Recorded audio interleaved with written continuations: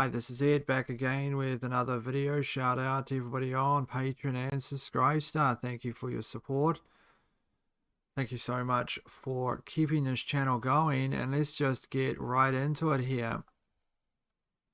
First story is this one here. So the mRNA technology, which in reference to Moderna here, not Pfizer, not that it matters, just in time for the new Moderna mRNA flu vaccine, the Navy reverses course and mandates the flu vaccine for almost everyone. There is a Navy order below. They can't poison the soldiers fast enough, says Tom Renz. This shot was not properly tested. The administration gave it, approval. And basically, it's the same as the COVID shot repackaged. It's the same technology. As others have noted, it is the mRNA platform that's the problem.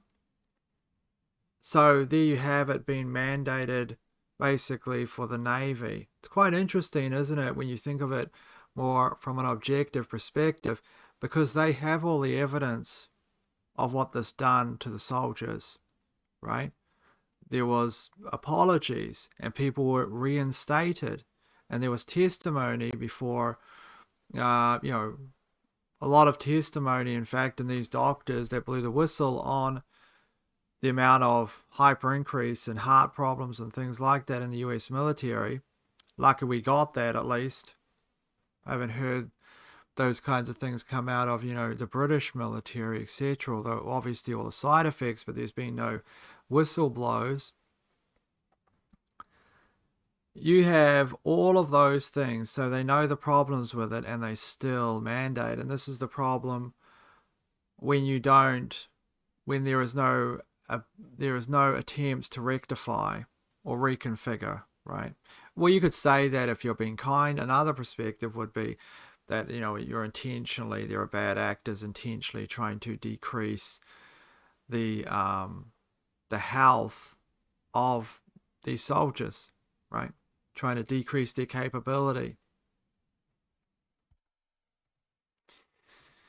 You have to consider that now because, for instance, Donald Trump who does he work for? Banking cartels, international interests. So here you have the, which was unclassified. So that's July the 26th. Well, this is the subject, is from 2026 to 2027 Navy influenza vaccination and reporting policy. And you see a mandate there for people to take it.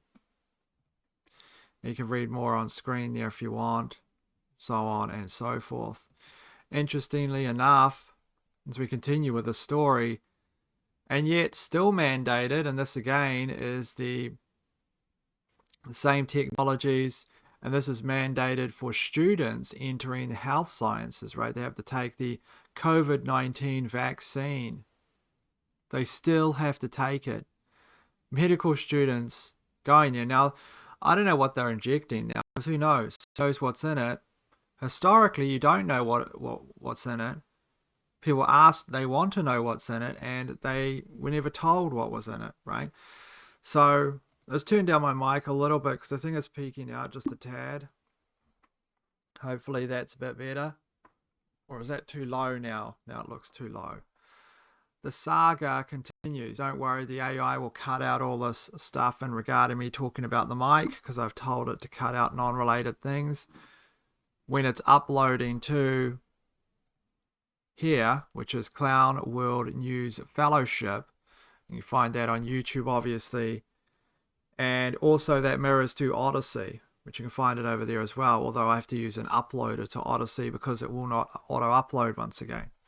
I just found out they had an uploader, so which is very useful with an API key as well. But so the AI will cut all that out. The reason why I'm saying that is to tell the AI to cut that out, all that junk, which was off script. And let's continue. COVID-19 vaccine. So they will have to take the COVID-19 vaccine. It's like they're trying to exterminate the West, right?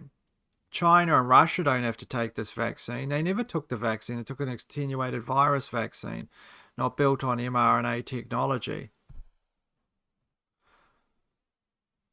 Also, in relation to this story, here's Jessica Rose, of course, was background in biology and all this kinds of stuff as research scientist. Okay, so that's someone that spends their time in a lab or researching things, obviously. So Jessica Rose said, and while we were all distracted by trying to decode the tyranny, you have mRNA 1010 got FDA approval on August the 5th, 2026. So these technologies are being approved. Remember, Robert Kennedy Jr. said a week or two ago in an interview that he's working on a type of super flu vaccine that's going to cure all the strains of the flu. Right. On an mRNA platform. So they're still rolling it out. Think of everybody that's getting this, right? And all the shedding, which is real, in my opinion. Of course, I'm not a molecular biologist, but that's what I think's happening. Of course, go do your own research. Don't know 100%, but I'm pretty sure. It killed 2.6 times more people than were on the regular flu vaccines, which they used as a control. So this isn't just a normal person. She's got a very extensive background in these specific areas, published a lot, right? So she says it killed 2.6 times more than the flu vaccine, which they used as a control. Let me repeat that, she states. In the trial supporting mRNA 1010 FDA approval, so they said the group which was compared to it received another flu vaccine, and they seen 2.6 times more people died on the RNA product. And yet it still goes on. Obviously, there's more to this, right? If you find out that something's creating grave harm and making young kids fall over and myocarditis and pericarditis, which is swelling of the heart, which then they drop propaganda saying that's no big deal, that's just incredible. You can drop dead of that, right? You can drop dead of that if you don't have like medical supervision or stuff like that. Now, former Congresswoman Marjorie Taylor Greene states here, I literally cannot believe an mRNA flu vaccine was approved with the same side effects as the mRNA COVID vaccine. And after all the vaccine injuries and even deaths from the mandated COVID vaccines, all the people that just dropped dead, even on live TV, and it's going to get worse. So the inside sheet of this particular vaccine, this flu vaccine, from the insider shot, from the Moderna shot, it states it increases the risk of myocarditis, pericarditis, with the onset of symptoms typically in the first week following vaccination. The observed risk has been highest, or was highest, in males 12 years old to 24. That's just a fake kind of, in my opinion, that's just kind of like a bit of magician's play.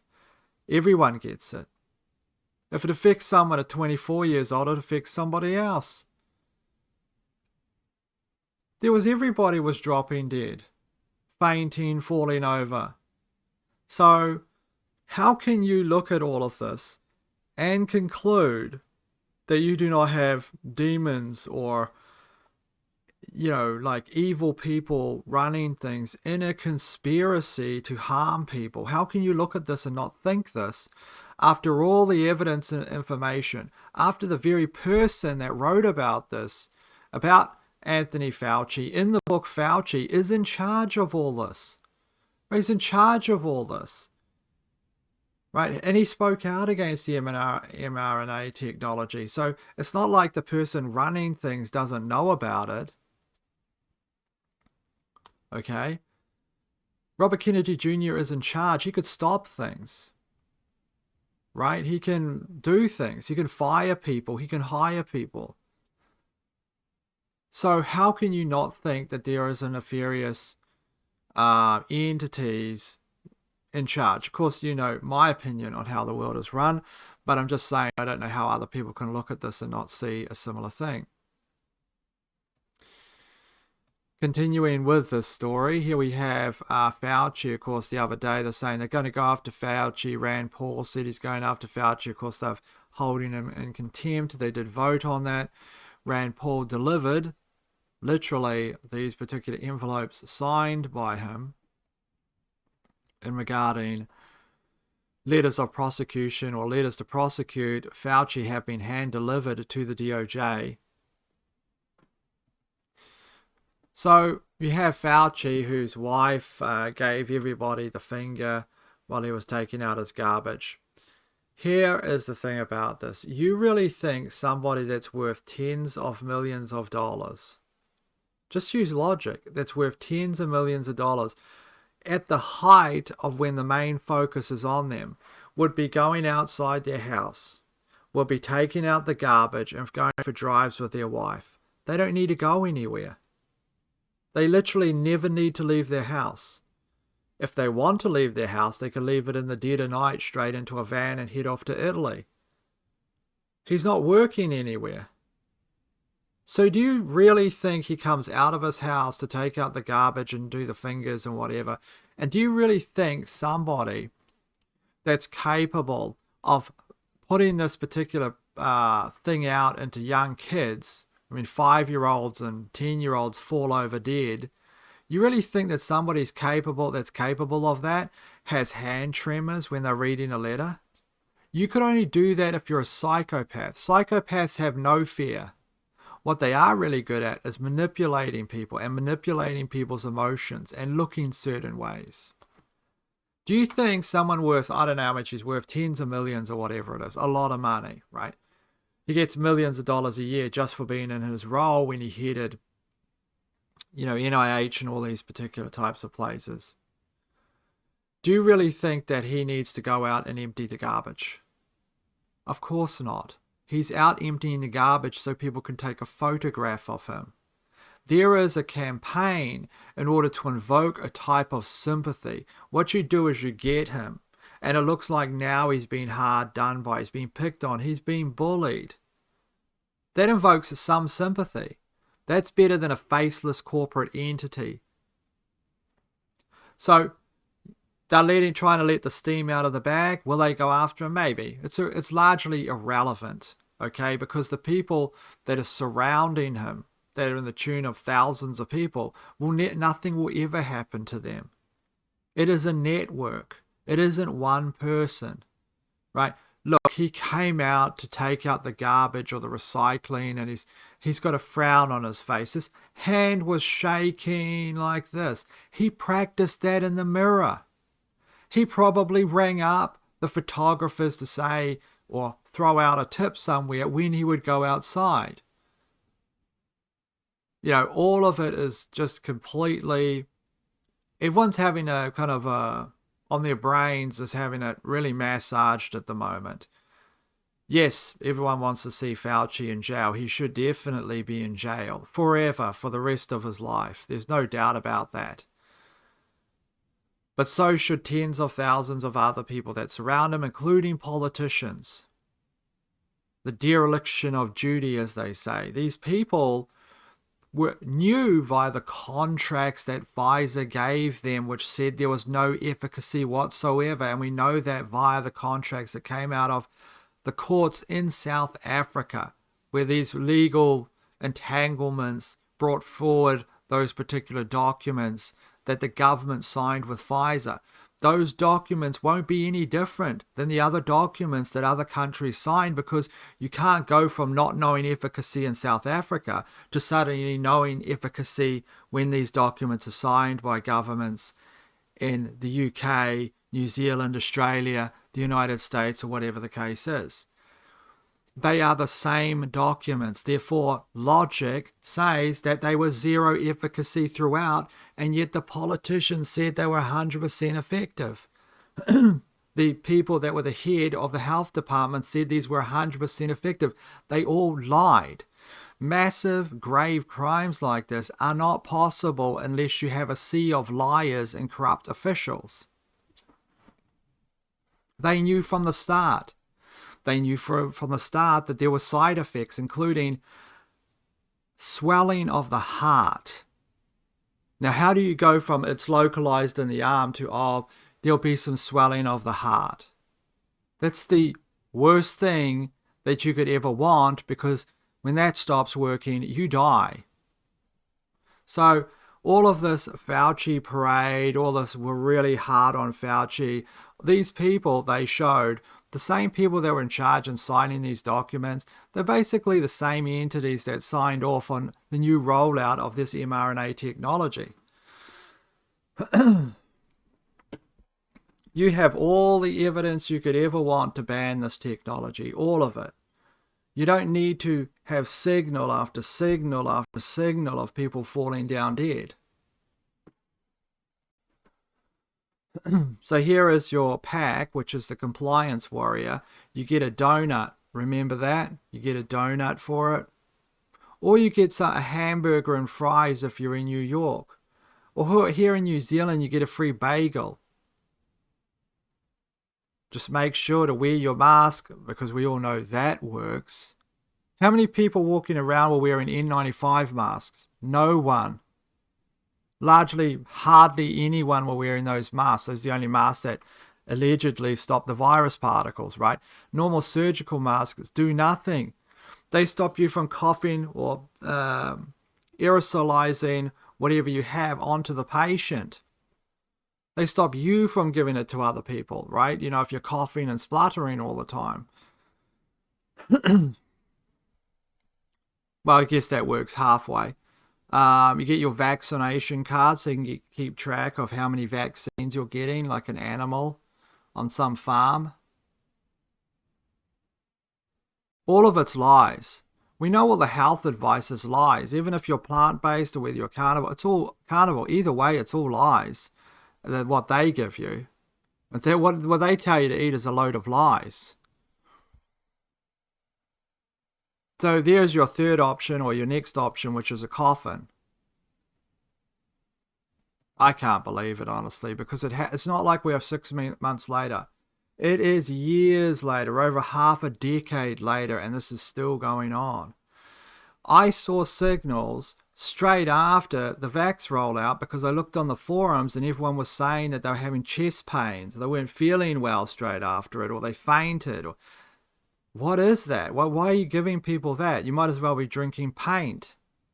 You'd probably have less side effects if you drank a glass of paint. So continuing here is what a former mob boss, this is Michael Francese, or whatever his name is. I like him. He's reformed and he's a Christian and a pastor now. I don't agree with a lot of what he says, actually, but nonetheless, I do think he has some interesting takes, especially being from that world, or that life, as he says. Francese, that's it, I think. I apologize if I'm making a mistake.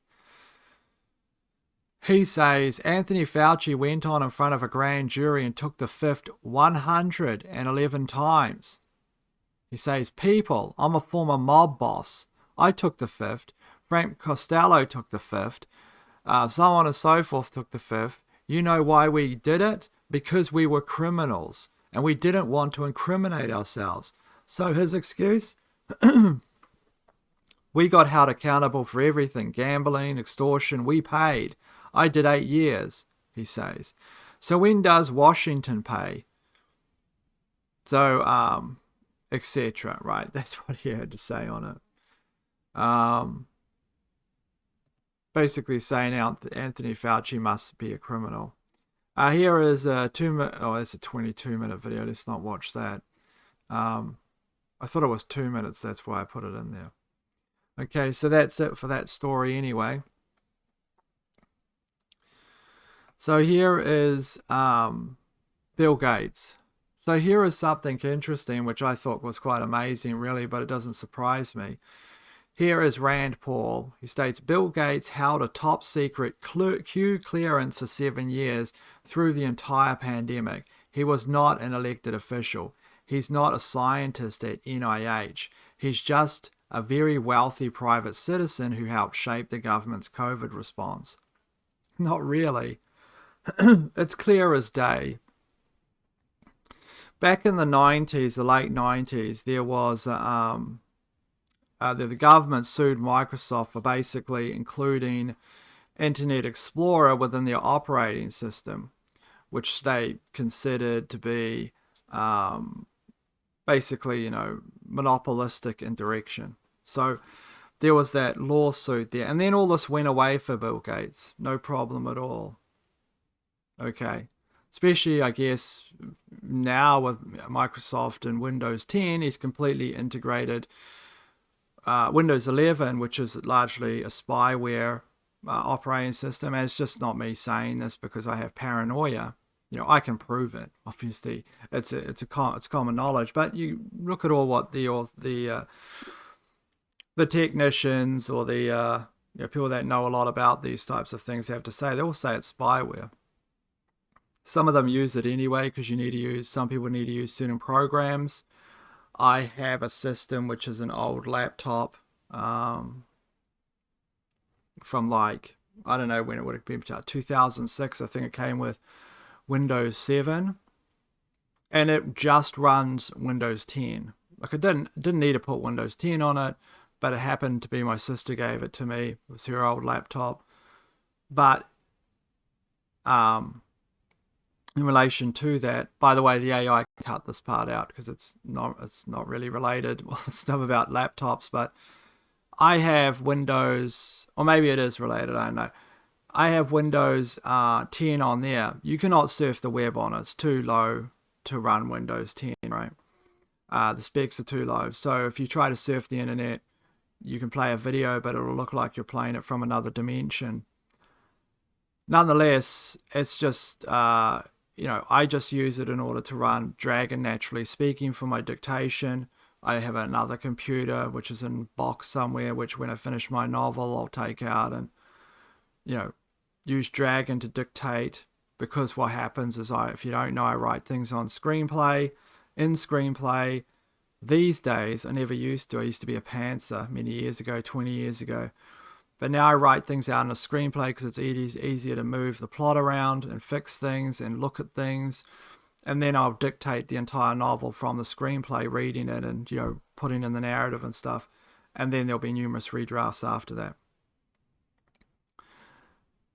Yes, this will be cut out by the AI, all that kind of stuff, because it's completely irrelevant. But Bill Gates and Microsoft are all completely intertwined with the military-industrial complex. But it did surprise me that he had Q clearance. Now, what is Q clearance? Well, this has nothing to do with QAnon. Q clearance is the highest level of clearance you can ever have. It's basically you walk into a building and you can go into any room, right? Thereabouts, right? So this was at the Department of Energy in the United States, which is one of the most highly classified. If you look into this as someone that has a background looking into ufology, it is one of the most highly classified departments, right? It's said to be the place that handles UFO technologies. The Department of Energy, also nuclear weapons, things of that nature, who I don't necessarily even believe nuclear weapons are real. Honestly, I know that's incredible. I would never have believed that a year ago, but you can make lies up and you can convince everyone something exists. And no one will challenge it, right? The fairy tale is that, Sandra Bullock from the net is going to throw it all on a CD and upload it and people will care. No one cares because you have to pass the literal gate each time. Goes the email. Well, you have to, even if the journalist likes the story, they got to take it to the editor. All the editors are controlled. like a D notice is if you're in UK, which is a Department of Defense notice, which says you can't talk about something. If they believe that it has some kind of classified nature to it, they'll probably directly inform the whatever entities over there or in any country now, and then they'll get clearance from them if they can run it. How often do you reckon that happens? Zero. You go on the internet, I'm going to show you a censorship story coming up in a moment.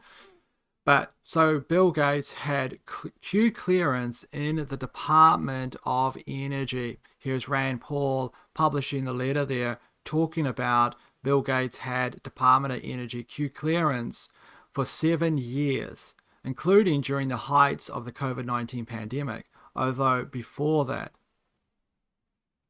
It was terminated in 2021 afterwards. So he had Q clearance long before all this. Why would he have that? It doesn't even make any sense. None of this makes any sense unless Bill Gates is basically what you call classically a spy of some type, or he's not real. He's a construct of like the CIA or something, or some kind of military intelligence network. Because why would he have that? Now, he is incredibly wealthy, so maybe things are just for sale. That could be true. I mean, he could just pay for it. I mean, that's the way it goes these days, isn't it? I mean, you can buy children, trafficked children. You can even harvest the organs out of their bodies. So everything's for sale. So a Q clearance permit accesses to top secret restricted data of the US government. Here is the letter itself, as you can see on screen. You see the letter there and regarding the letter signed there, and this is in regarding information that was sent because it was requested, and that is released by Chairman Ron Paul, and that's the Department of Energy, sending that to Rand Paul. And then the reply there from the Office of Departmental Vetting and Assistance, Office of Environment Safety and Security, where all that's redacted, obviously. But there is the letter there where they say, "Dear Mr. Chairman," i.e. Rand Paul, "the United States Department of Energy has received your request for information regarding Q access authorization security clearance for a Mr. William Henry Gates. Your inquiry was referred to the Office of Environment," so on and so forth, and then them confirming it and subsequently confirming the termination date of the top secret Q clearance given to Bill Gates. So what is even happening? People really believe that Bill Gates has Q clearance there at the government, doesn't have Windows 10, Windows 11, not completely embedded with the United States government, that all these updates and stuff are really just updates, that he really, and you have people defending him online. It's these same types of people that hold the coffee, the coffee mug, and they look down on people, and they say, "You idiots really think that the keystroke data that's been recorded, do you really think they're sending that to the government? Are you that paranoid? Look at the world," right? These people are proof that evolutionary, in evolution terms, these people are gone. They're probably on their ninth booster, so they can't even have children if they wanted. So there you go with them. So all you're going to have around in the future is probably paranoid people like me. And Western civilization is going to be packed full of people that don't believe anything you say. And anyway, do you really believe someone that has Q clearance doesn't have their company, which they have heavy influence over, right? Huge amounts of shares, so on and so forth. You really believe that inking data, which they call inking data or whatever they say, is not like capturing all your keystrokes?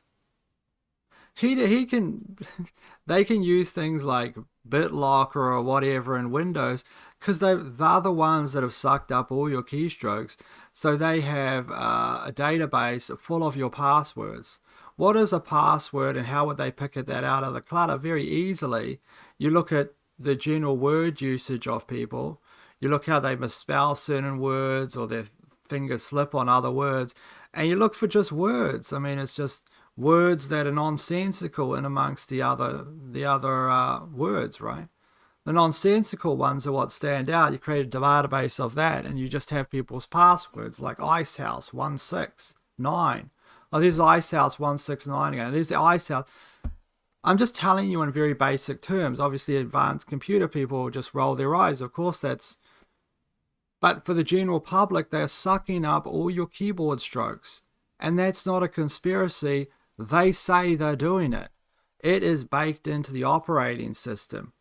Right? You click, oh, do not do that. Next update, it'll probably be on again. That's what they do. They suck up all of your information. And then they have all your passwords. Right? They have them all. Okay. I don't even know if it's, they have it all, right? It's just spyware after spyware. And this is why we have to really reshape our relationship with computers, right? And just use it to, I don't know, just use it to go check your bank or maybe go in and file your taxes. But largely you don't use it to talk to anyone. And we have to get like torches, right? Like where you wrap round cloth around a stick and like meet in the back of a barn or something. That's how we have to talk now. That's the only escape.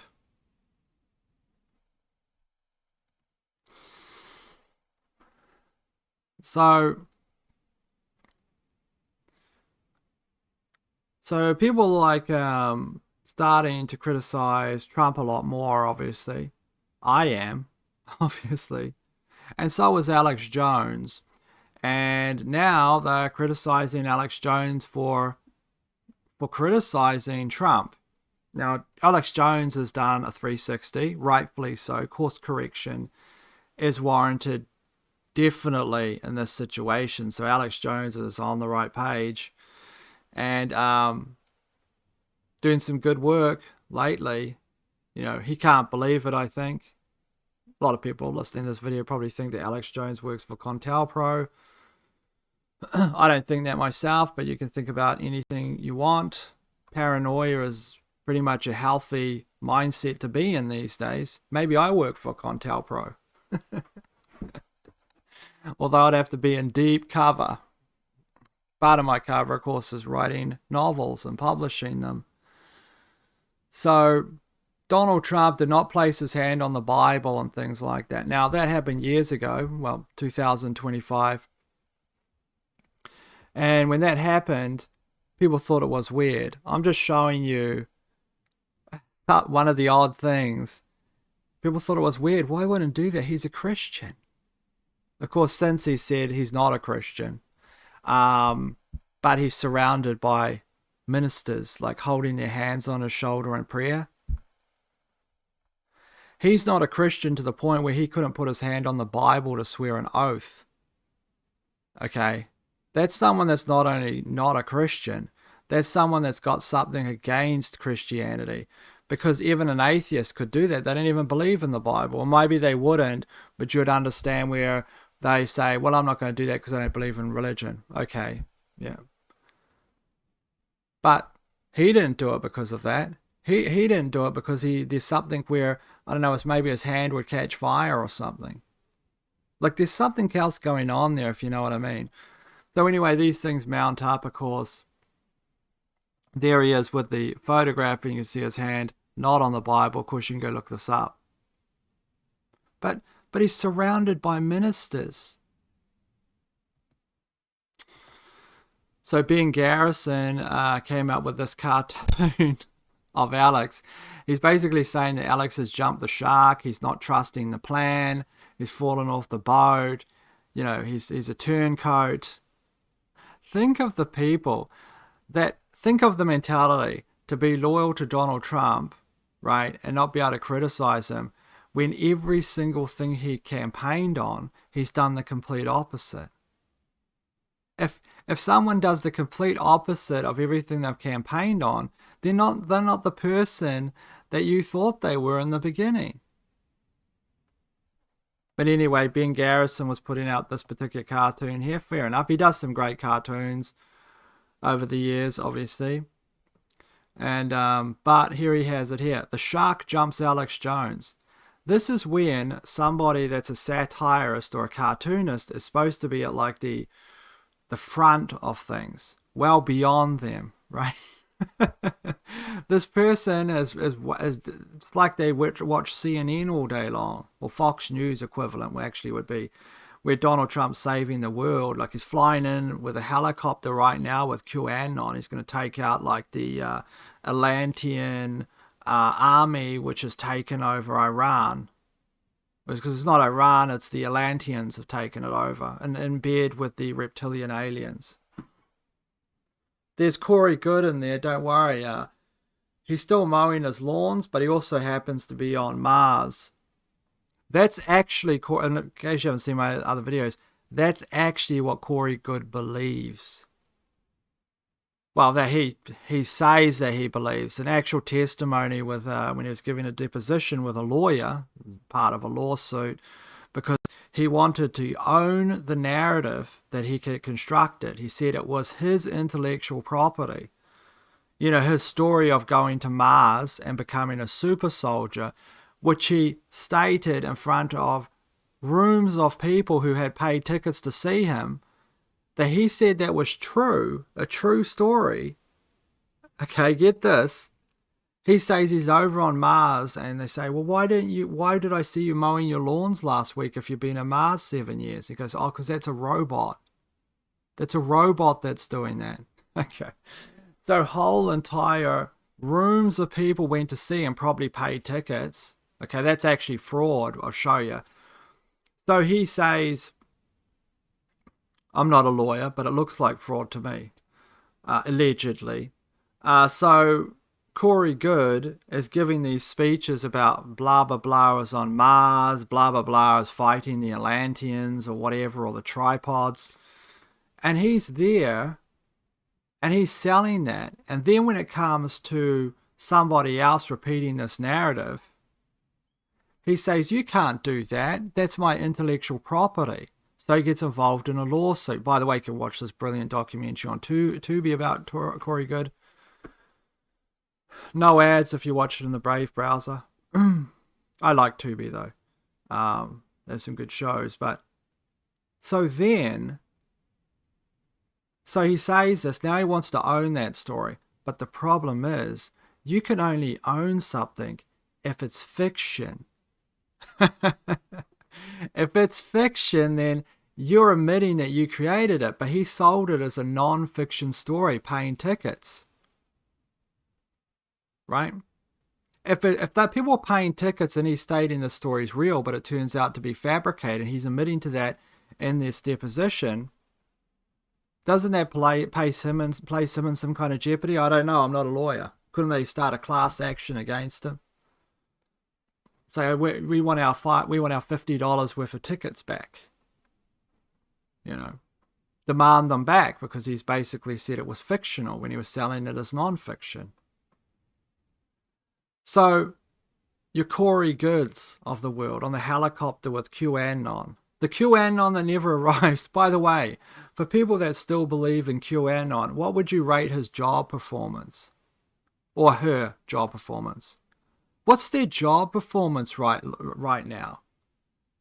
I would say, yeah, really great job on the mRNA technology. Right, great job on that. That's fantastic. Yeah, and we could go through this. Great job in shutting down the Strait of Hormuz. Really good on that. We've got a famine coming. Nothing can stop that. People in India and other countries that are on this, they're on the skinny in relation to fertilizer. Lots of them are going to starve. Really great job, QAnon. What else have we got here? And so on, the list continues. So, has Alex Jones jumped the shark? No. If anything, Alex Jones is exactly where he needs to be. And why would you stick with someone that abandoned you, signaled you out in front of millions of people in the world so you could be targeted? Basically, him saying that Alex Jones is a traitor or whatever he said, and continually tweeting about Alex Jones as a traitor. That's the president of the United States that controls armies. Not only that, he's a billionaire as well. And he's picking on Alex Jones, who's declared bankruptcy and basically lost his entire livelihood for supporting Trump. It's incredible, the betrayal level. If you would stick with Trump at that stage, you are a slave. Like, your mind is like a slave's, right? He has broken Alex Jones. If Alex Jones was sticking with him at that stage, Alex Jones would be down on his knees. He'd be a broken man. No. You adjust the narrative. If you don't believe in him anymore, you don't believe he's doing any good, say it, right? That's a free man. That's a free person that just says it. Might not like it. Maybe there's Trump supporters that don't like me talking about it, but I'll tell you one thing about me is I'll say it if I believe it. And I believe that Trump, and as I've said in the other videos, is a good candidate for the Antichrist, actually. Let's go into something else. So, as you know, Paris Hilton claims to have some mental illness problems. Now, I'm using that word because with somebody like him, he is a celebrity gossip columnist, basically. He's somebody that hangs around with celebrities and writes gossip on them. And he makes stuff up for publicity reasons. He's embedded within that world. So you don't know if what happens to him is actually true. So what happened, you can see a blurred out picture here. This is a blurred out picture for the YouTube bots. It's a blurred out picture of Paris Hilton. So it's got no, everything's blurred out, right? In terms of what happened to him. So Paris Hilton was in an incident where he injured himself over his body, allegedly. And there was all this blood over him, alleged blood. Now, I analysed this video. I had a really good look at it, actually. And my opinion is this. I don't believe it's real. The reason why is I could go into the blood flow pattern. I could go into the fact that when people are injured, blood around their face and mouth, blood, as you'll see when people are in fights or something like this, it might not be the same thing, but usually there is some blood in their mouth, right? That bleeds down from their mouth or ear. I mean, blood is supposed to be allegedly all over his body and face. So why is there zero in his mouth? In fact, it looks smeared around his mouth. Now, I should be careful. It depends, of course, where the injuries are. But I just look at it and I instinctively don't believe it. He says he did this for his family. Now, what is the truth? What do I know? The truth is I don't know if this is real or fabricated. That's where I am. It could be real, but there is a lot of little things that point me towards fabrication. Now, we will know if it is fabricated or not via this mechanism. His kids were in the house when this happened, according to the mainstream news. So if this really did happen and he was cutting himself all over his body, as the narrative in the news states, if he was doing this, then you would expect services to take away his children, because he is literally in a state where he's injuring himself multiple times in the vicinity of his children with a knife, okay, in a violent way on the internet, which was captured on video, so his narrative can't like, you've got the video, right? You've got the proof in front of now millions of people. So his children would be taken into care, right? They'll be taken away from him because you can't, he is having daytime hallucinations, delusions, daytime delusions, at which he is harming people. Now, as I've said before, I used to work in this area with the homeless people, with these types of services, which I could report to, and I have all this training, etc., and so on and so forth. This is like 20 years ago now.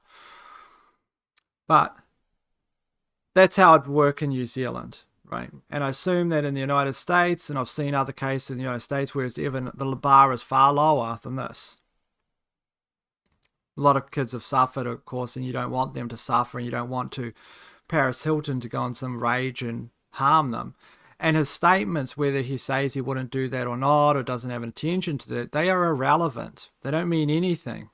The fact is, what you got to go with what you know, which is that he has daytime delusions, suicidal, harming himself with a knife, all the blood all over him, looking like a maniac, history of mental health problems, apparently. He is a completely unstable individual. So if this was real, is what I'm saying, and you would be able to see this, just use logic. If it is real, his children will be taken away from him, at least for a time, if not forever. Okay? If not forever. Because, it is the location he lives in, the types of laws there, if you ever look into where he lives, and these types of places likely would take his children away, take them into care.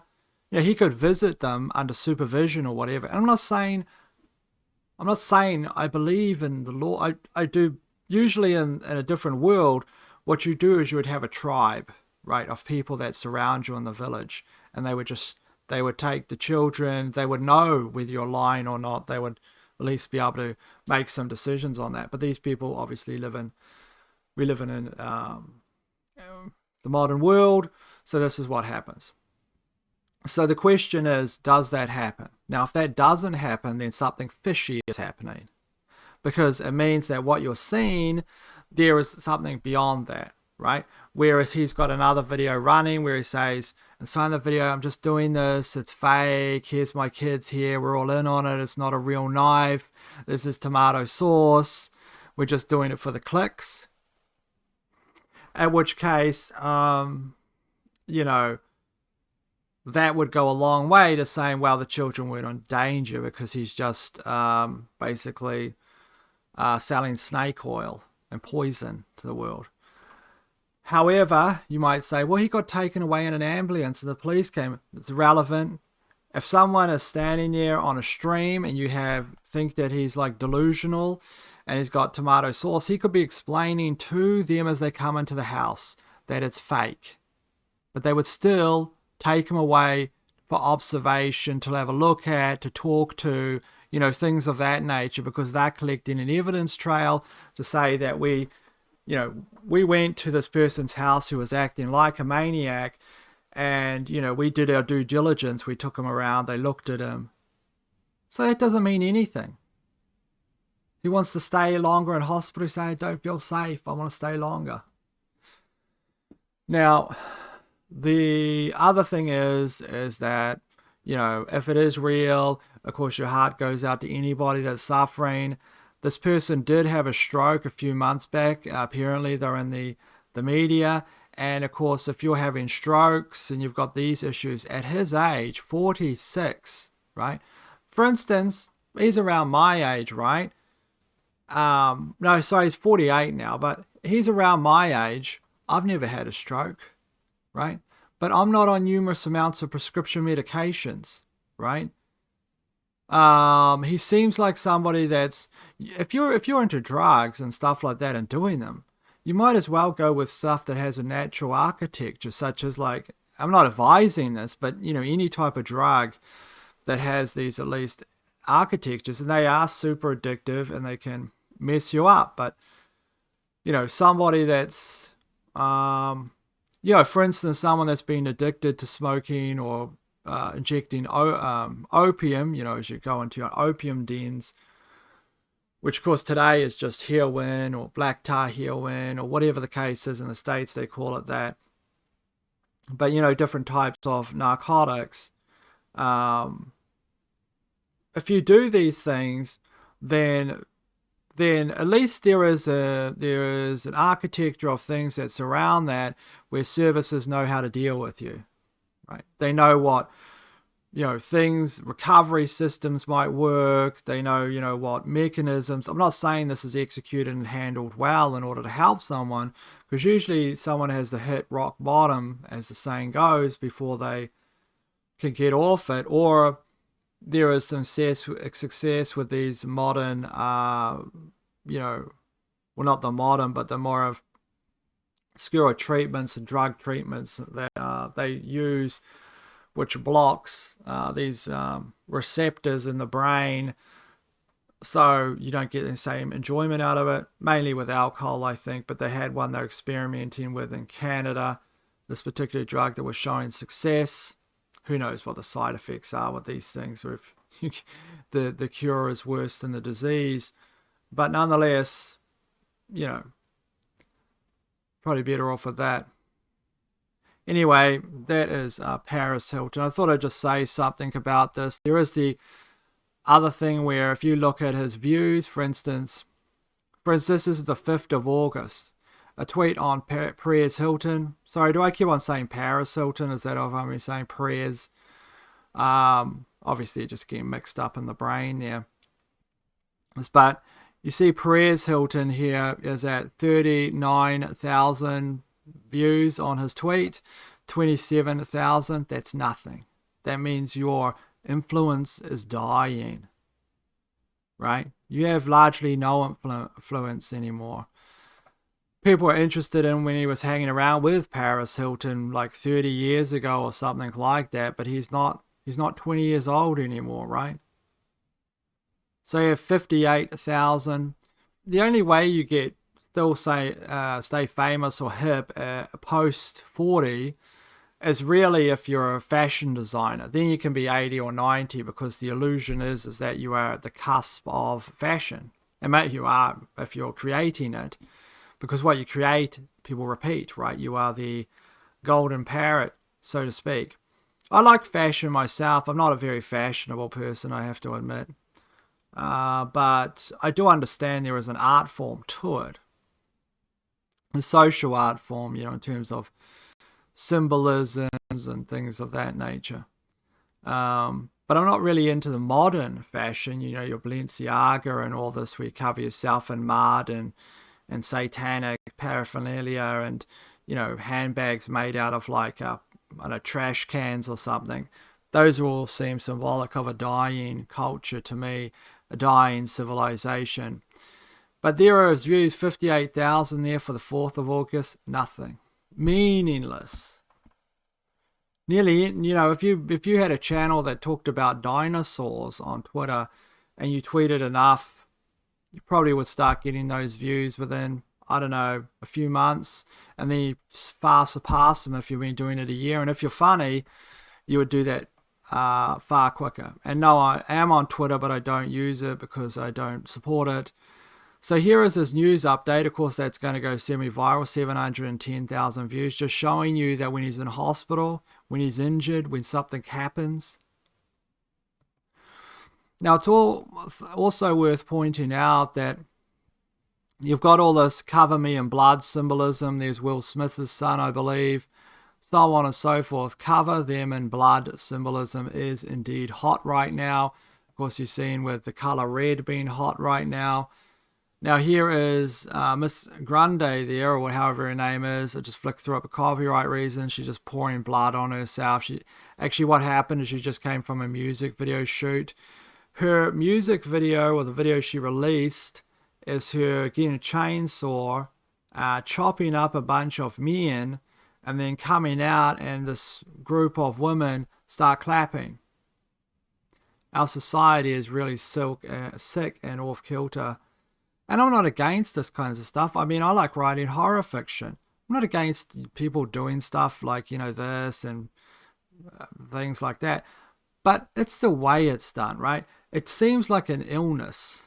This isn't done like just some kind of grotesque, funny kind of thing, or something stupid.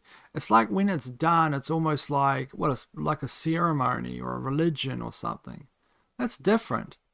Well, of course, that is interpretive. But no, I'm not against people doing stuff. I'm just saying that there's a cross-reference here with she's covered in blood. This is very recently, right? It's like last week. And then he's covered in blood, Perez Hilton. So you say, like, is it related? Is this a case of art imitating art? What kind of imitation of art is this? In 2026, I seen this It's going to sound bad, but I seen this picture of him where he's completely covered in what I think's not tomato sauce. I think it's like fake blood. It doesn't even look like blood to me, to be honest. Doesn't. But I don't know. I mean, lighting changes things, right? It could be completely real. In fact, I'd feel like a bad person if it turned out to be real and I'm saying all this. Well, not really. I don't really feel like a bad person. I just feel like I got it wrong. Well, I didn't get it wrong because I'm not saying conclusively one way or the other, but it doesn't look real to me. But again, as I said, lighting and stuff like that. So, anyway, and regarding Perez Hilton, we'll probably mispronounce Paris Hilton more, but in regarding Perez Hilton, you have him covered in blood, and then you have Miss Grande covered completely in blood, right? And you don't have to be a rocket scientist to see in the past couple of weeks that either it's art imitating art or something else is going on. Maybe it's symbolic sacrifice. These pictures of him in hospital, I believe, are AI, right? But I could be wrong about that. But apparently, I don't know if these are manufactured or whatever. Why would he have a towel on his head like that? I don't know.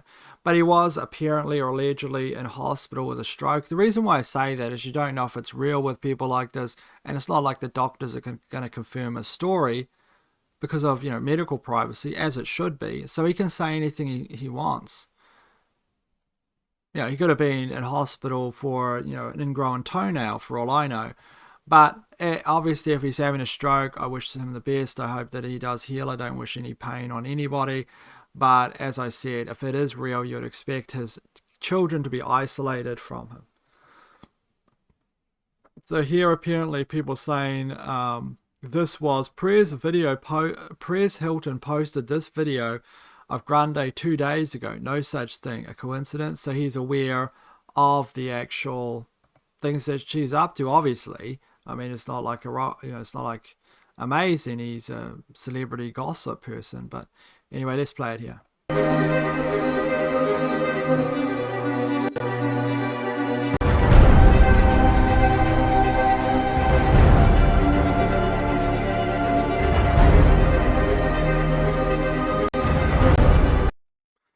Honestly, I don't know what that's supposed to mean, and when you look closely at it, it doesn't even look like her, but that's what people were posting. So, off to the next story. I guess we're at the end of it, really, aren't we? But,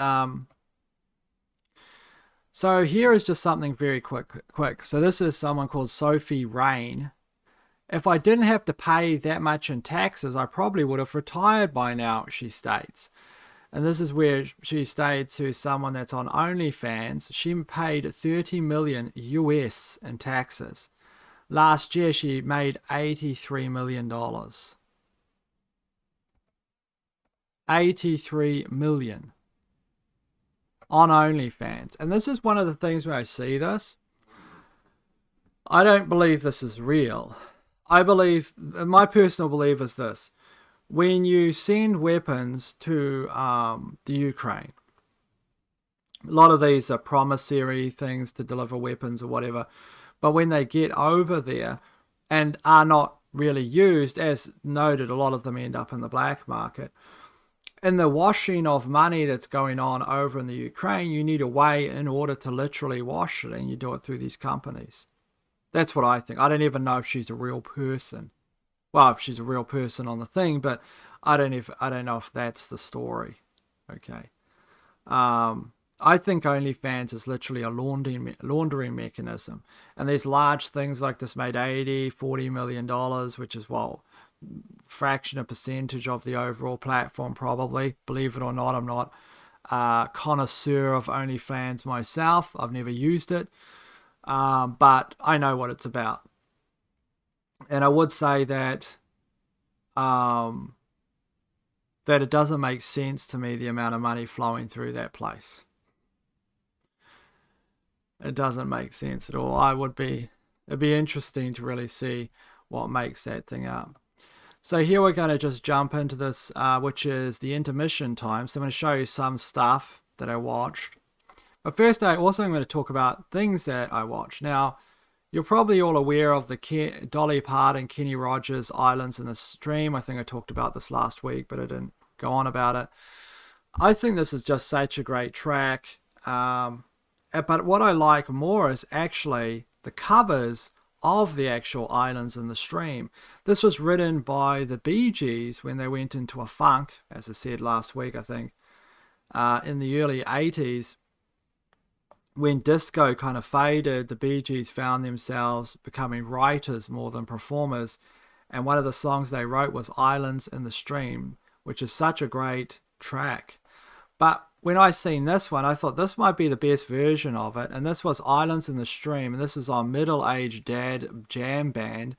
And these are actors, performers, where this particular person here started it, associated with, I think it's called Wet Hot American Summer or something. It's a camp movie, like it's a parody of the, kind of Meatballs world from the 80s with Bill Murray. It's kind of that, but in a modern, semi-modern, 2016 take.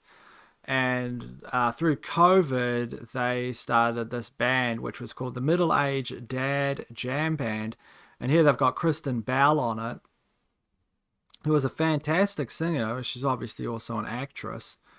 I don't really know a lot of her history, but she's an actress and she's a really good singer as well. A lot of actors can sing, but I seen this track and I thought this is one of the best versions I've seen, maybe because of the visuals. Now, I'm not saying the Dolly Parton, Kenny Rogers version on the record isn't the best version, okay? It's like best as in whatever your tastes are. But I do think that covers today, when they come out, they re-energize a song, right? They give it a different type of energy. Now, I hope I don't get copyright struck for this, because I'm going to play like seconds of it.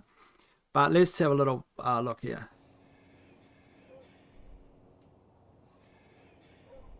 Okay, so it starts off this, kind of like a bit where they're plugging a movie. Miss Mars. Mr. Van Lowe. Mr. Wayne.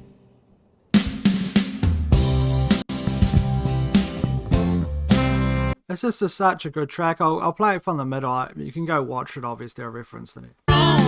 Sail away with me to another world, and we'll rely on each other. See, that's another thing I'd like to point out, which has kind of disappeared. And these are these kinds of, I guess you'd say love duos. If you listen to the words carefully, they might not have to do with love, but they have to do with like this back and forth between a female and a male.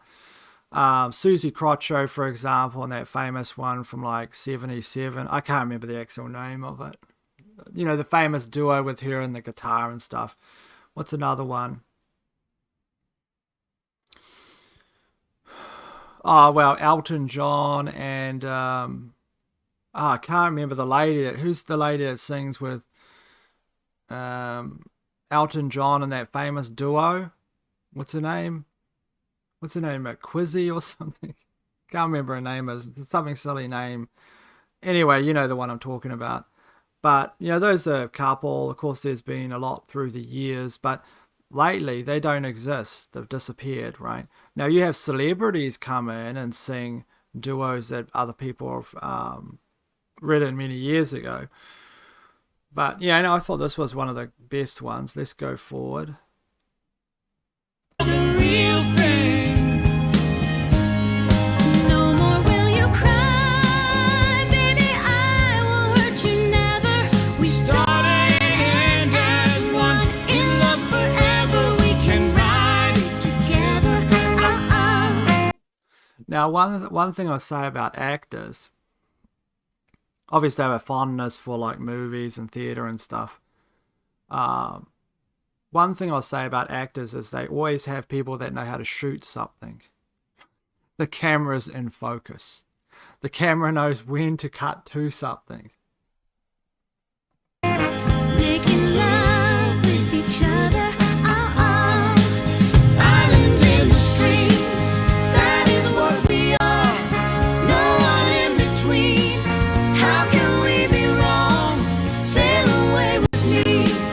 such a beautiful constructed song there by the Bee Gees, of course. And it's the great thing about a song and a performance, obviously, is everyone's involved, and it's kind of like one of those rare things where a bunch of humans come together and they create something. Do you know what I mean? Cumulatively, and that's what, you know, like theater is. I guess I wouldn't say a movie is, but a movie's more machine-esque rather than, you know, like say theater or something like a musical performance like this, because you have to deal with numerous amounts of bureaucracy, right?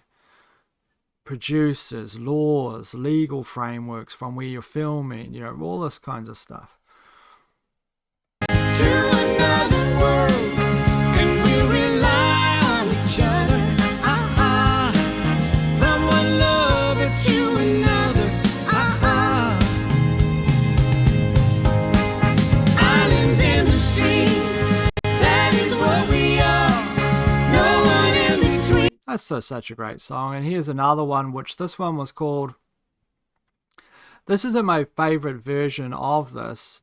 My favorite version of this song, and there they are plugging their thing, which is Gail Daughtry and the Celebrity Sex Pass or something, some kind of comedy. Apparently received well. It's got 6.9 on Internet Movie Database. It's probably not my kind of thing because it's a bit more, well, I don't know, I haven't seen it. Maybe I'll check it out. But I thought this was a really great rendition. Of course, it's nowhere near, that's a great rendition. I shouldn't compare them. But there's another one which I played, which was with Mr. Medley there from the Medley Brothers. And he's singing with his daughter. Unless I'm getting, hopefully I'm not getting mixed up. I'm terrible with remembering these types of things. But he's singing The Time of Our Lives, obviously made famous by Dirty Dancing, which was a phenomenon in New Zealand when it came out, as is around the world. I still remember back in 80... When did that come out? Like 86, 87 or something? And all the mums in our neighborhood loved that movie. They loved Patrick Swayze. I remember being in there with all the, you know, I was only a little kid coming in and all the mums are seen together watching it on VHS tape.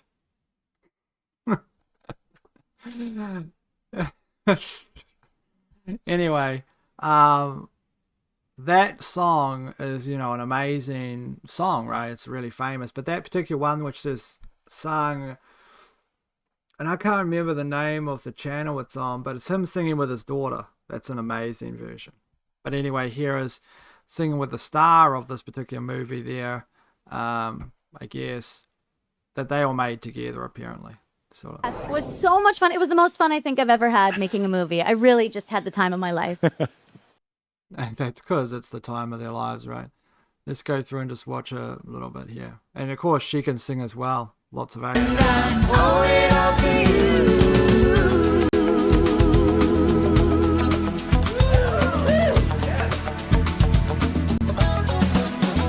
With my body and soul, I want you more than you'll ever know.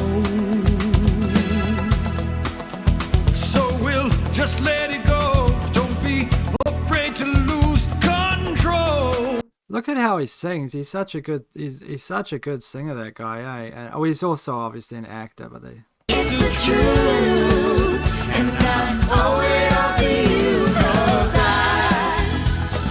had the time of my life, and I've searched through every open door. This is almost pre-2000 energy, if you know what I mean.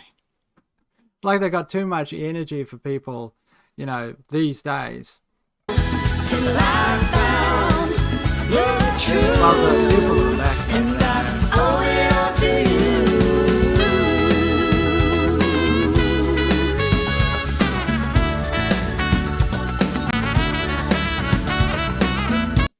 It's so great. I just like to see people have fun, you know, and enjoying themselves. It's really kind of cathartic to see other people smiling, having fun, and kind of like inside the same vibe, if you know what I mean. And also it brings a lot of joy. Like when I watched this yesterday, it kind of like brought up my mood, actually. Was it? No, it was a few days ago. It brought up my mood as well, you know. Let's go back. The beginning is one of the best when they start probably around here, of the song. Now I finally found someone to stand by me. It's the voice right too. We saw the writing on the wall as we felt this magical fantasy. Now with passion in our eyes, there's no way we could disguise it secretly.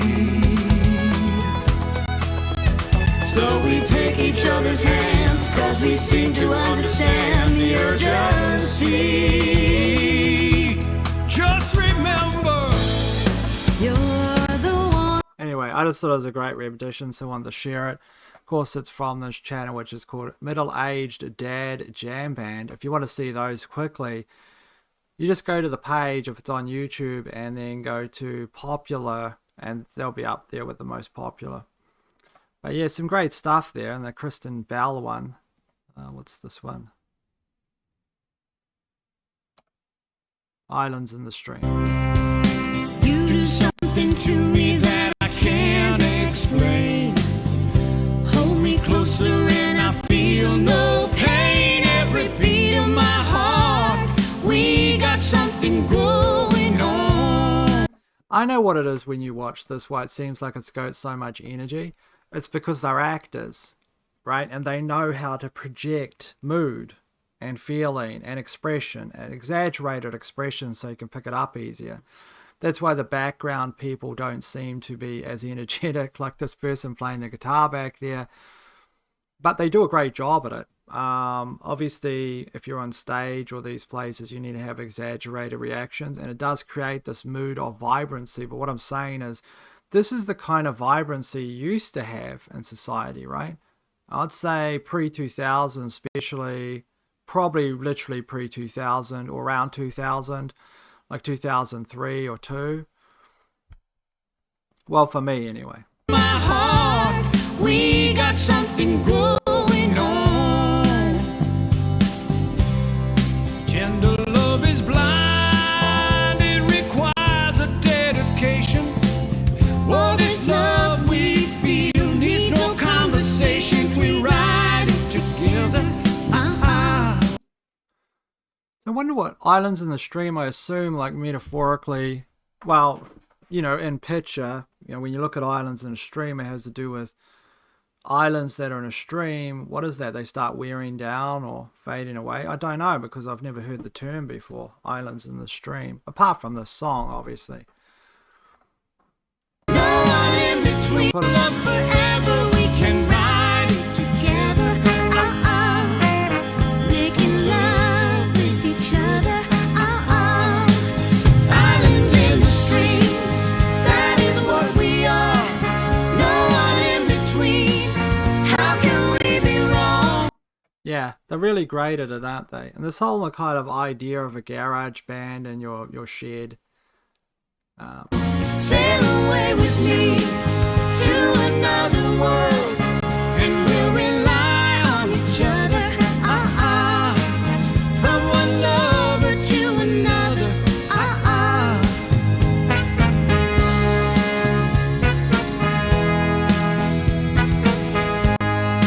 Yeah, really great stuff. What is that thing in the background? Super fun, amazing coffee shop. They've got all these weird signs here. Oh, sail away. What's that? Lampoon's Lemmings. It's just full of all these signatures or something. I don't know what that is. I'll have a look it up, I guess.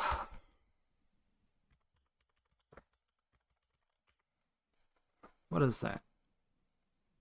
Oh, okay. Lemmings was a spin-off of the humor magazine National Lampoons. So it was a spin-off of that magazine. Come sail away with me.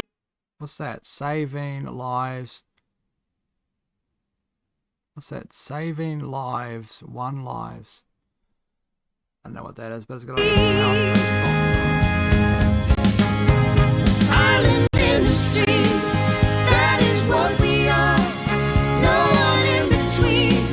How can we be wrong? Sail away with me to another world, and we'll rely on each other.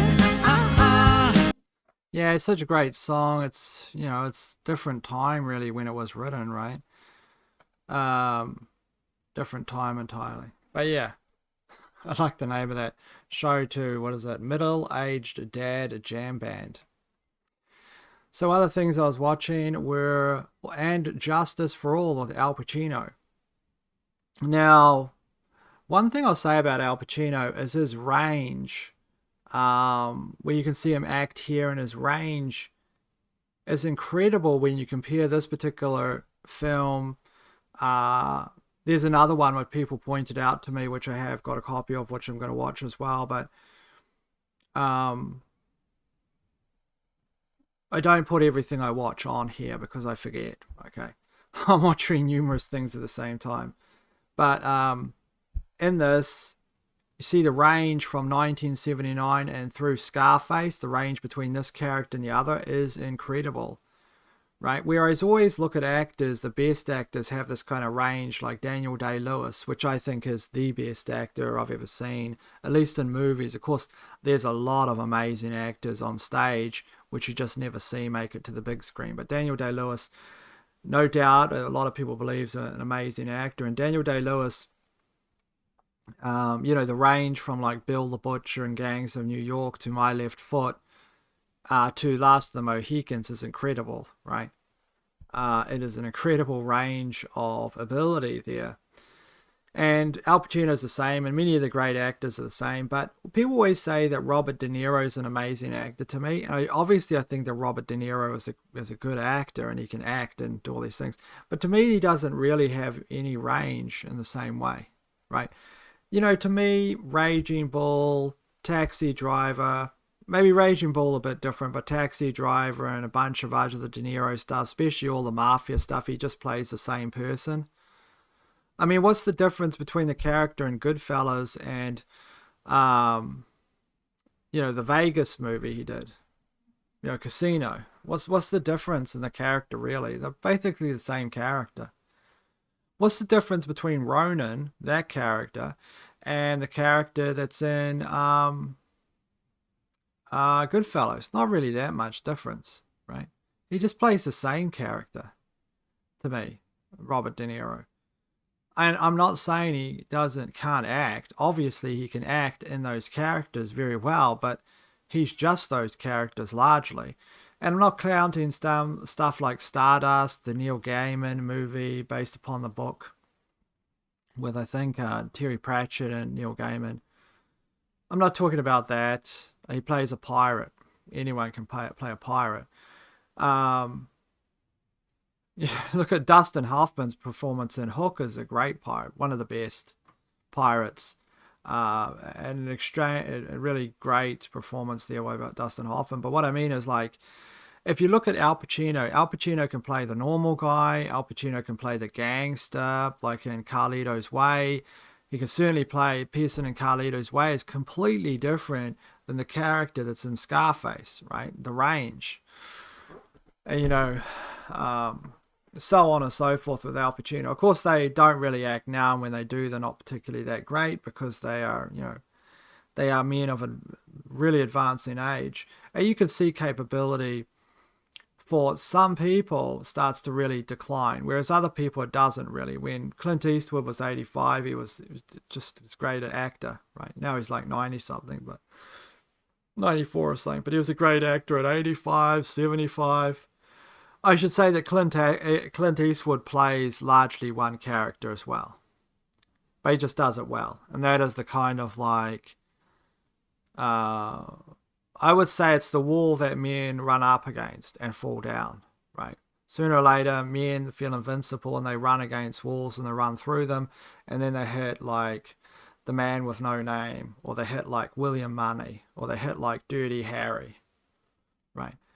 Just proving that, you know, if you think you're the biggest monster, there's others out there that are bigger. Not considering those characters aren't really monsters. They are symbolic of, you know, a reply to something, I guess. You know, William Money is one of the great characters. The aging gunfighter. Just a fantastic. That movie is the best Western I've ever seen. Everything about that movie is near perfect in terms of a Western. I've watched a lot of Westerns. As I said, my dad was actually really big on Westerns. He would, every single night, when he went to bed, he'd read a Western. He'd be reading a Western. Like those old Edge novels. Edge, which were those 40,000 word novels. Strangely enough, I've written a Western. I've written a Western before. Although, many years ago. But here's the thing, anyway. So yeah, range. And I thought this movie, what did I think of All Justice for All? I thought Pacino's performance was pretty good. I like some of the legal aspects. It's got that kind of 70s gritty realism, or the realism around the 70s when everything was kind of like executed in a semi-realistic way. That is, it seemed realistic, but it wasn't bland realistic like our lives or some lives. It had a little bit of absurdity in it, which in one way actually made it more realistic. It's kind of like chocolate with a little bit of chili added to it, people say. It seems counterintuitive, or a little bit of salt to a chocolate cake, but it just works, right? So it's kind of like, that's the kind of feeling of the late 1970s. And Justice for All, I really did think that it was okay. I thought, I can't complain about any part of it, but it was okay. But I wouldn't say it blew me away or anything like that. It was just interesting. And I did watch Anatomy of Murder with Jimmy Stewart. And I don't have it up here. I don't have the screenshot. I just remember it now. Yeah, that was an okay movie. Strangely, when I looked at the Internet Movie Database, it didn't list George C. Scott as one of the actors. But he is obviously an actor, especially towards the end, as one of the prosecutor of the main, one of the main, Jimmy Stewart is defending this army person who's claiming guilty under reason, under insanity. You might have seen it's very high rated. I won't say that I enjoyed it as like a story, and I never watch it again, but what I did enjoy was kind of like the time travel to the past and seeing just interactions of just, Mr. Stewart there. And I didn't know this. I looked it up. Actually, I did not. I just remembered it when I looked it up. He was a lieutenant general in the Air Force. Like throughout his career and from World War II, he stayed active within the military, and he left as the rank of a general. Well, a lieutenant general, which is like a 1-star general, I believe. That must be the highest ranking of any actor that's, in the military and in, a famous movie star, because it's like a 1-star general. I was kind of blown away by that. Obviously he would have ranked up because of his fame a bit, I guess you would say, but they don't just give you that kind of ranking because of fame. I think they would bump you up maybe to like, a colonel of propaganda or something, but he was a legit general in the Air Force apparently, which is kind of crazy. But so I watched it. I thought it was good. Of course, he's got a certain kind of character to him, a kind of charisma where you just like watching him do stuff, like fry an egg or do whatever. There are just people in the world that are like that, and as I've said before, it kind of makes me feel like if we're in a simulation, that they're the real players. You know what I mean? That they have this kind of like character about them where, I don't know, it's just something about them where it's like kind of like watching them do stuff. So another thing I watched was The Sentinel. I kind of am about halfway into this, and I might DNF it. I don't really get it. And I like horror, I like haunted house things. I can say that I really enjoyed the way in this movie that it kind of like the kind of 70s way to introduce the story. It shows her as a model in the park and photo shoots, and then the house and the husband. It's just a classic setup, and the reason why it's a classic setup and it works is because it appeals to something within us, which is the idea of the travel to the new apartment. As Twain said, there are two types of stories. One is where someone's leaving town, and another where someone's arriving. And I had to think about that, and then I thought to myself, Yeah, that's right. All the stories that exist have to do with someone leaving town or coming to town. Like I just talked about, Unforgiven. He's coming to town. He's not leaving it. He's coming to town. I guess there's obviously it's a bit of tongue in cheek. There are obviously other stories, but overall that's kind of the story, right? It's like the people leaving town. And what is War of the Worlds? It's a bunch of aliens coming to town. It's alien invasion, right? I guess you could say that movies like the mafia movies are kind of more like they stay in town, but A Fistful of Dollars is certainly coming to town, right? So it is those coming and going stories, isn't it? New York fashion models own brownstone houses, a sinister evil. You have to look to your leadership to find sinister evil. It's likely that house contains nothing but a bunch of boards that are, they shrink and expand in the heat. The Detectorists, I watched a few episodes of this. I was kind of impressed with the slow roll of it and the just ease of watching it. It's got an 8.6 on Internet Movie Database, which is really high. It's a high-rated show, and it's written by Mackenzie Crook, who actually is this tall guy who plays, of course, Gareth in The House, the BBC version. What did I say? The House? No, it's called The Office. The BBC version of The Office, which of course was written by Ricky Gervais, is it? I don't know how to pronounce his last name. Gervais, or... Well, you know who I'm talking about. Him and... I've forgotten the other person's name, the really tall one. The lanky one with the glasses. Well, it was written by them. It was directed by Ricky Gervais, though. And that is The Office. And he played... Mackenzie Cook played Gareth in The Office, I believe. And he was hilarious in it. It's an amazing character. You could tell that you could tell he's a good actor back then, but he's certainly going on and into middle age, and now he's writing his own TV shows, and he wrote another one. He's a great writer. I mean, this is, really well written. I should say that the dialogue and stuff is really good. Anyway, let's go over to other stuff. Now, here is something. Now, before I play this, I'm going to blow it up a bit, and I'm going to go like this. This is a Bigfoot, okay? So look at this Bigfoot coming towards the camera. Obviously, it's not a Bigfoot, it's a bison, but my point is, and look how huge it is. Look at the size of it.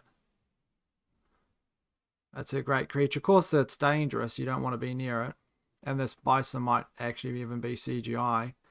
But it's only 16 seconds. But what I want to point out is when you see it walking towards you, I told you it was a Bigfoot, it looks like a Bigfoot, right? You look at its heads, and it looks like its head, and it's only got 2 feet. But it's not.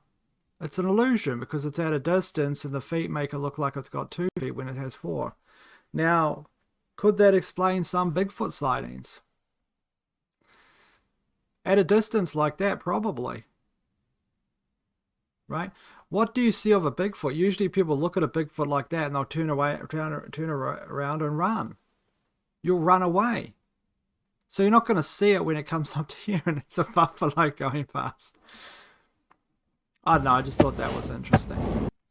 So here's another thing people are saying. Strange phenomenon, spelt wrong, occurring in the Indian town here. A water well keeps moving without an explanation.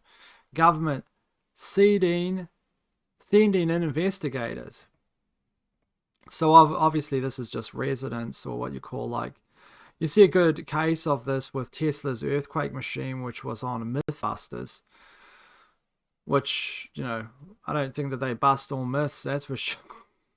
But they did do this one with the earthquake machine. This comes down to what's underneath it and its ability to hold a frequency, or they call resonant frequencies. When the frequencies overlap back and forward over a long distance, you can have these types of effects, especially with stuff like this. And you had this effect which they showed on a bridge. They had to stop the experiment. But this obviously is something like that. It's probably like just happenstance that, you know, some kind of constant, maybe there's a motor or a machine nearby, and it's kind of like just getting into that cycle where you know, the vibration is kind of resonant, and you're seeing it like in this large water tank. You know, apparently they used to put copper at the base of these, or copper inside the water tank. Obviously copper's expensive, but back in the day when it was a bit cheaper, before you needed it for all the electrical lines, and it would work as an antibacterial because the length of time the water is against the copper is significant, whereupon when you have copper pipes, it can work as antibacterial as well. But from what I've read or researched, the water goes through it so fast that you're not actually getting that reaction. Of course, not everyone can afford copper piping. I mean, that's why it's ripped out of old houses, because it's, you know, it's worth about, like, you know, I don't know what people pay for it, but, you know, I know that the kinds of people that do scrap metal illegally, you know, you get a bucket full of that and you can take it there and you can get quite a bit of money for it, you know. They rip all the copper piping out of buildings. Now everything's plastic. Anyway, that's it for today's video. I think we covered everything. Yep. So that's it, and I'll see you all later. Hang on, let's listen to this new clown music. This is the clown music I got.